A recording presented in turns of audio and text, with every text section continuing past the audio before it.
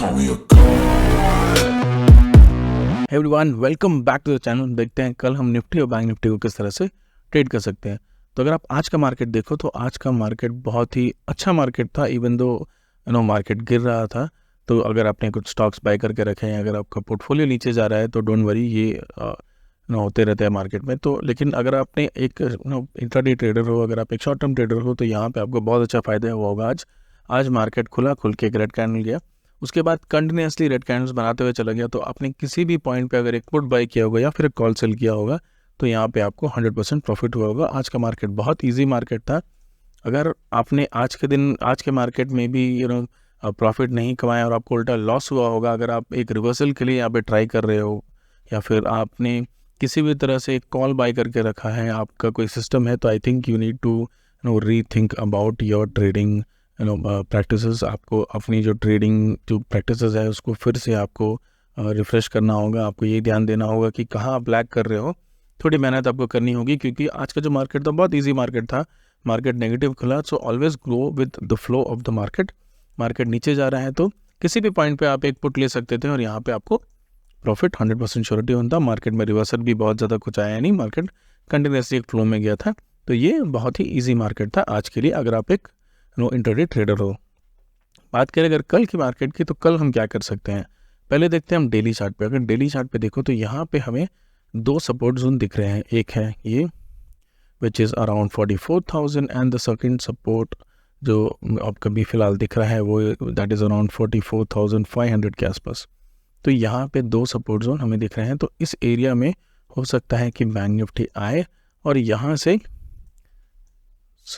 यहाँ से इस तरह हमें एक रिवर्सल देखने को मिले on a long period of time. हो सकता है कि 1-2 हफ्ते इसके लिए लग जाए, लेकिन this is the actual plan which I am expecting.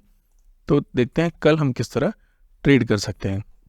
अगर बात करें कल की मार्केट की, तो कल क्या हो सकता है, आप ये जोन देखो, यहाँ इसको बोलते हैं एक्यूमुलेशन जोन या फिर distribution zone, depending on where it is forming. यहाँ पे क्योंकि ये मार्केट नीचे गिरा, नीचे गिरने के बाद एक डिस्ट्रीब्यूशन हुआ और उसके बाद फिर से मार्केट सेलिंग के लिए आया। तो ये जो पैटर्न्स हैं आपको थोड़े ध्यान में रखने होंगे। इस तरह के पैटर्न्स मार्केट में अगर बनते हैं तो यहाँ पे और सेलिंग आने की एक्सपेक्टेशंस बहुत ज़्यादा हो जाती है। तो कल के दिन हम क्या कर सकते हैं, लेट्स से अगर मार्केट फ्लैट खुलता है या फिर गैप अप खुलता है, दोनों ही केस में आप 45,500 मार्क करके रखिएगा। हो सकता है कल के दिन, क्योंकि कल एक्सपायरी है, हो सकता है कल के दिन मार्केट ऊपर जाए और ऊपर जाने के बाद यहाँ से एक रिवर्सल हमें देखने को मिले। तो ये जो एरिया है ये आप मार्क करके रखिएगा। इस एरिया में आपको जब भी एक रिवर्सल मिलता है, आप 5 EMA का जो पैटर्न है वो फॉलो कर सकते हैं, सो स्ट्रैटेजी है वो फॉलो कर सकते हैं। या फिर आप जब भी एक रेड कैंडल को देखते हैं, आप अगर देख रहे हैं कि कंटिन्यूसली ग्रीन कैंडल्स बन रहे हैं और एक ग्रीन कैंडल बना, उसके बाद एक रेड कैंडल बनते हुए इस प्रीवियस कैंडल को ब्रेक करता है, तो इस एरिया पे आप अपना एक स्टॉप लॉस लगा के इसको ट्रेड कर सकते हैं। मैक्सिमम 3 स्टॉप लॉस लीजिएगा कल, क्योंकि कल एक बहुत अच्छा मार्केट होने वाला है ऑप्शन सेलर्स के लिए। कल ज़्यादा वॉलेटिलिटी मैं एक्सपेक्ट नहीं कर रहा हूँ। मैं एक्सपेक्ट कर रहा हूँ एक साइडवेज मार्केट। अगर एक हायर टाइम, अगर बाइंग साइड गया तो, अगर पॉजिटिव साइड गया तो एक ईजी मार्केट में एक्सपेक्ट कर रहा हूँ। तो थोड़ा मैं एग्रेसिव रहूँगा कल दोनों साइड पे। तो यहाँ जैसा कि एक्सपेक्टेशंस है, मार्केट फ्लैट खुलता है या फिर गैप अप खुलता है, दोनों ही केस में 45,500 के आसपास हमें एक रेजिस्टेंस मिलना चाहिए और वहाँ से एक रिवर्सल आना चाहिए। और यहाँ पे जब ये रिवर्सल आएगा तो यहाँ मैं थोड़े कॉल्स यहाँ पे सेल करूँगा। अगर बात करें सेल साइड की, अगर मार्केट नीचे खुलता है या फिर फ्लैट खुल के नीचे की तरफ जाता है, दोनों ही केस में मैं जो कॉल्स हैं 45,000 या उसके ऊपर की वो एग्रेसिवली सेल करूँगा, ह्यूज क्वांटिटी में सेल करूँगा। क्योंकि कल अगर मार्केट फिर से नीचे जाता है तो हो सकता है हमें इस जोन में मार्केट आ जाए और यहाँ पे एक क्लोजिंग जो है इसी एरिया में दे दे। हो सकता है रिवर्सल आए, लेकिन रिवर्सल ज़्यादा बड़ा नहीं आएगा। अगर आप अर्ली आवर्स में 9:30 बजे 10 बजे के पहले यहाँ सेल कर देते हो तो यहाँ पे आपको एक अच्छी अपॉर्चुनिटी मिलेगी जो कॉल्स है उनको कैप्चर करने की, उनके जो डिके हैं वो कैप्चर करने की। तो थोड़ा मैं एग्रेसिव रहूँगा कल अगर मार्केट सेल साइड आता है तो, क्योंकि यहाँ पे आपने देखा इस जोन से ऑलरेडी मार्केट नीचे निकल चुका है। अगर मार्केट फिर कंटिन्यू होता है तो यहाँ पे एक हमें फॉल देखने को मिल सकता है और मार्केट नेगेटिव क्लोजिंग कल के दिन भी दे सकती है। अगर मार्केट पॉजिटिव हुआ तब मैं यहाँ पे रिवर्सल के लिए वेट करूँगा, लेकिन आई थिंक कल एक नेगेटिव मार्केट ही हमें देखने को मिलेगा। नेगेटिव टू साइडवेज मिल सकता है, लेकिन पॉजिटिव मार्केट मैं एक्सपेक्ट नहीं कर रहा हूँ, क्योंकि इतने फॉल के बाद लोग यहाँ पे पैनिक सिनेरियो में लोग यहाँ पे बाई करना प्रेफर नहीं करेंगे। बात करें अगर निफ्टी की, तो निफ्टी में भी सिमिलर पैटर्न आप देख रहे हो, निफ्टी में भी कंटिन्यूसली सेलिंग हो रहा है। यहाँ पे आप जो निफ्टी का जो रेजिस्टेंस जोन है वो अराउंड इस एरिया में है, विच इज़ अराउंड 21,500। तो कल अगर मार्केट फ्लैट खुलता है या फिर गैप अप खुलता है, दोनों ही केस में ये जोन मार्क करके रखिएगा। यहाँ से हमें एक निफ्टी की रिवर्सल देखने मिल सकती है अगर मार्केट एक पॉजिटिव सेंटिमेंट में खुलता है। अगर डेली चार्ट की बात करें तो निफ्टी में फ़िलहाल एक सेलिंग अभी भी बाकी है। Nifty is still not done yet. यहाँ पे अगर आप देखो तो बहुत बड़े टाइम जोन में, बड़े पंप में निफ्टी चल रहा था। Nifty continuously all time high लगा रहा था। तो ये जो एरिया है यहाँ, ये जो एरिया है ये बहुत ही एग्रेसिवली निफ्टी ऊपर गया था। तो यहाँ पे मैं एक्सपेक्ट कर रहा हूँ कि मार्केट इस एरिया तक आ जाए, विच इज़ अराउंड 21,000। तो यहाँ से और 200-300 पॉइंट मार्केट नीचे आएगा। कल के दिन अगर नेगेटिव होता है, जैसा कि बैंक निफ्टी में हमने देखा, कल के दिन अगर निफ्टी में भी हमें एक नेगेटिविटी देखने को मिलती है तो हम क्या कर सकते हैं, अगर लेट्स से मार्केट फ्लैट खुलता है या फिर गैप डाउन खुलता है, दोनों ही केस में 21,000 हमारा टारगेट रहेगा। यहाँ पे हम निफ्टी को भी सेल करना प्रेफर करेंगे। या फिर मैं कल के दिन मोस्टली मैं बैंक निफ्टी में ही ट्रेड करूँगा बिकॉज ऑफ द एक्सपायरी।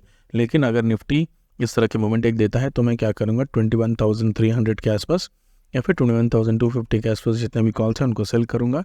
कल के दिन होल्ड करूँगा। अगर मुझे लगता है परसों अपने निफ्टी के एक्सपायरी के दिन निफ्टी एक रिवर्सल लेता है, तो ये जो 21,000 के रिवर्सल पॉइंट है या जिस पॉइंट से भी निफ्टी अगर रिवर्स होगा उसके नीचे के पुट्स में सेल करूँगा टू हेज दिस पोजीशन। हो सकता है मुझे दोनों का डीके मिल जाए, क्योंकि एक गैप यहाँ पे क्रिएट हो जाएगा और मार्केट को मूव होने के लिए एक एरिया यहाँ पे मिलेगा। तो that is the overall expectations tomorrow. To summarise, अगर मार्केट निफ्टी और बैंक निफ्टी दोनों में गैप अप खुलता है या फिर साइडवेज या फिर फ्लैट खुल के ऊपर की तरफ जाता है, तो दोनों ही केस में हम यहाँ पे एक रिवर्सल का वेट करेंगे, which is around bank Nifty के लिए 45,500 और निफ्टी के लिए 21,500। और जब हमें एक रिवर्सल देखने को मिलेगा अपने रेजिस्टेंस पॉइंट पे, तब वहाँ पे हम सेल करेंगे। अगर मार्केट निफ्टी और बैंक निफ्टी में दोनों में सेलिंग पॉइंट पे आता है, फ्लैट खुल के नीचे जाता है या फिर गैप डाउन खुलता है, दोनों ही केस में हम यहाँ पे थोड़ा एग्रेसिवली जो कॉल्स हैं उनको कल के दिन सेल करेंगे। तो कल एक अच्छी अपॉर्चुनिटी होगी आपको। अगर आप एक ऑप्शन सेलर है तो कल एक अच्छी अपॉर्चुनिटी आपको मिलेगी कॉल्स को सेल करके पैसा कमाने की। या फिर अगर आप एक बिगिनर हो तो कल के दिन आप थोड़ा पेपर ट्रेडिंग करके एग्रेसिवली पेपर ट्रेडिंग करो। अपने बहुत ज़्यादा एक्सपेक्ट करो कि अगर मार्केट अपने 10,000 क्वांटिटी ली होती इस एरिया में, या फिर 1,000 क्वांटिटी ली होती इस एरिया में, या फिर एक क्वांटिटी ली होती इस एरिया में, तो क्या होता। तो थोड़ा एग्रेसिवली मार्केट को ट्रैक करो। मार्केट को कंटिन्यूसली जब तक आप ट्रैक नहीं करोगे आपको हैबिट नहीं बनेगी। तो जो ट्रेडर्स होते हैं, जो प्रोफेशनल ट्रेडर्स आप जिनको फॉलो करते हैं, उन्होंने बहुत मेहनत की होती है मार्केट को ट्रैक करने में। कोई इंडिकेटर काम नहीं आता है। अगर आप सोच रहे हो कि कोई इंडिकेटर होगा, कोई एक स्ट्रैटेजी होगा, तो कोई स्ट्रैटेजी 100% नहीं होती, कोई इंडिकेटर 100% नहीं होता है, 100% काम नहीं करता है। तो यहाँ पे जो एक चीज़ काम करती है वो है आपका जजमेंट।